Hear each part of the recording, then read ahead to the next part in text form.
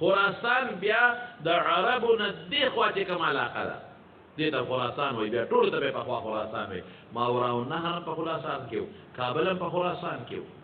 او سیبا عراق او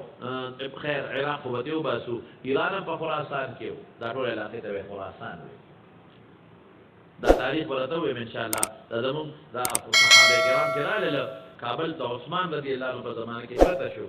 کابل او بیا د پاکستان ته راغلي دي نو دغه په لار راغلي پکتیا او د خوست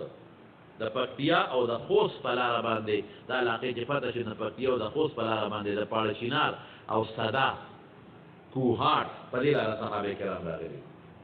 او دا اندوان او سیکانو هغوی سره لګیا بیا جهادونه کړي دي بیا پېښور ته راغلي دي پېښور کې دلته بلا صحابه کرام شهیدان شوي دي دا چې کوم اصحاب بابا وایي که نه دا یو نه دی د هغې قبر خو داسې دی تاسو کتلی دی که نه قبر داسې دی دا یو نه دی دا صرف دا اوس پته چې صحابه ګڼ دي خو یو صحابي پکې معلوم دی سنان ابن سلمه ابن محبق رضی الله عنه تاریخ کې سنان ابن سلمه ابن محبق کېدي چې نور هم صحابه ورسره یا تابعین ورسره نو دا ډېر شهیدان شوي دي داسې هسې خاص کړي دي قبلې ته داسې خاص کړي دي نو اوږد قبر یې جوړ کړی دی دا چې دومره اوږده قبرونه دي که نه نو دا یو نی دا ټول شهدا وي نو دې په یو ځای خاص کړي نو یو قبر یې جوړ کړی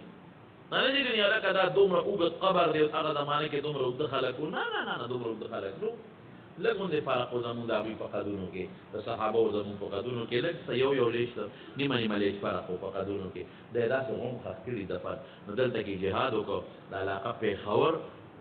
دا یو خبره ذهن کې واچوي یو خبره پښتون که د افغانستان دی او که د پاکستان دی او که د بلوچستان دی من حیث القوم غون په یو ځل مسلمان شوي پښتون یو صحابه راغلل او صحابه چې څنګه دعوت او تبلیغ وکړو یو ځل ټول خدای مسلمانان پښتون من حیث القوم یو ځل مسلمان شوي جهادونه پکې لږ شوي دي په دلته سیکانو سېدل دلته هندوانو سېدل بهارت والا انډیا والا هندوان مخلوطو دا دلته به هغوی خپله ژبه هم وی زمونږ په علاقه کې کوم هندوان چې وو هغوی به خپله هندي وی دا د هغه د مهاجرو بیا راغله پښتون من حیث القوم یو ځل غون مسلمان شوی الحمدلله